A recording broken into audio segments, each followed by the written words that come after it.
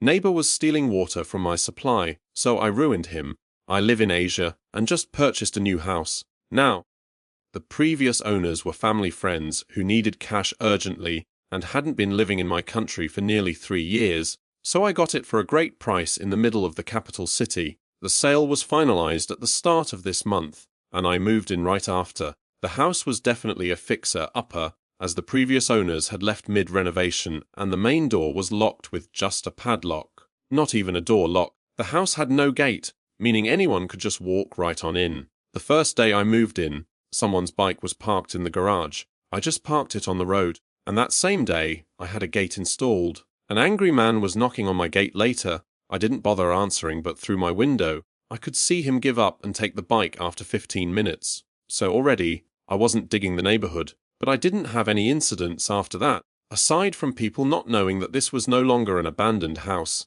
my gate was blocked more often than not, but a no parking sign fixed that issue. Last week, I was having a shower in my bathroom and noticed my water pressure was lower than usual. I also heard my next door neighbor's water pump going. Now, this neighbor, an old guy, lived in a 3-story house. The first floor was where he lived, and the other 2 were rented out to tenants. This guy wasn't happy about the house being sold and had voiced a lot of concerns to my friends, the previous owners. He was super angry about it, and my friends did warn me. But I'm a 6-foot guy with 3 dogs. No way he was doing anything. And yep, he didn't. With this living setup, a water pump is needed to push water to the tanks on the roof, since the public supply doesn't have enough pressure to go up 3 floors. I heard the water pump going and got suspicious. Sure, coincidences happen, but it wouldn't hurt to check. I waited until his pump turned off, then turned on different taps in my house. Sure enough, the pressure was back to normal. This made me even more suspicious.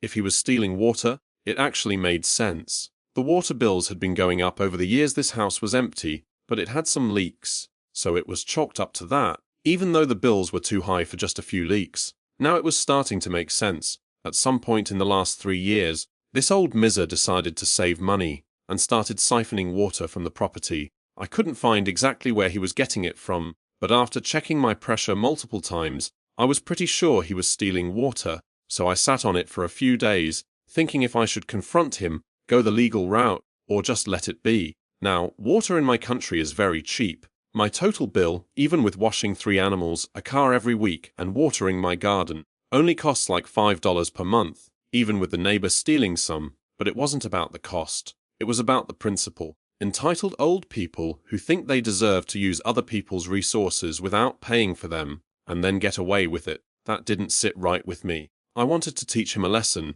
What I did was really simple. I just turned off my water from the mains. I didn't have to break into his property or break any laws. It was the perfect way to get back at him without even lifting a finger. So on Monday, just 4 days ago, I waited till the pump flicked on and turned off the supply. Now, here's how household water tanks work in my country. There's a ball valve in the tank that detects the level of water and signals the pump to stay on until the tank fills. If the level doesn't rise, the valve stays open, which keeps the pump running. But since I turned off the water, the level wasn't increasing. And anyone knows, running a pump dry is a bad idea. My goal was to burn out his pump and cause issues for his tenants. What I didn't expect was that his pump running non-stop would start pulling too much electricity, mess with the fuses, and completely destroy the wiring. If he had upgraded his wiring to modern standards, this wouldn't have happened. But clearly, the house still had wiring from the 90s. Around 3 in the morning, I heard everyone in the house wake up.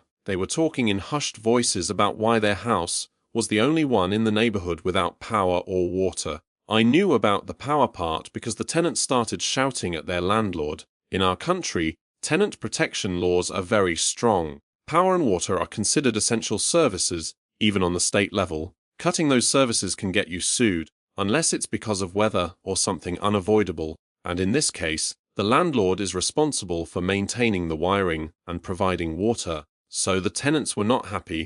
One of them even moved out 2 days later when they found out that neither power nor water would be coming back anytime soon. Both tenants from the upper floors lodged complaints with the police. And in our system, if someone is clearly breaking the law, the police can fine them directly. No court ruling required. They can challenge it in court, but they still have to pay up first. So now, The landlord lost both tenants and was fined $500, which is a lot of money here. He also had to refund both security deposits and can't rent the place out again until the water and electrical issues are fixed. As of now, he's moving out on Sunday to live with his daughter, since he can't afford to live alone anymore. His only income came from the tenants, and he's a retired mechanic. No pension, no other job. He did figure out what caused the damage. He came to my gate and asked if I had turned off my water. I said, "Oh yeah, my tank had a leak in a pipe, and I turned it off until the plumber could fix it the next day." Y'all, the look on his face.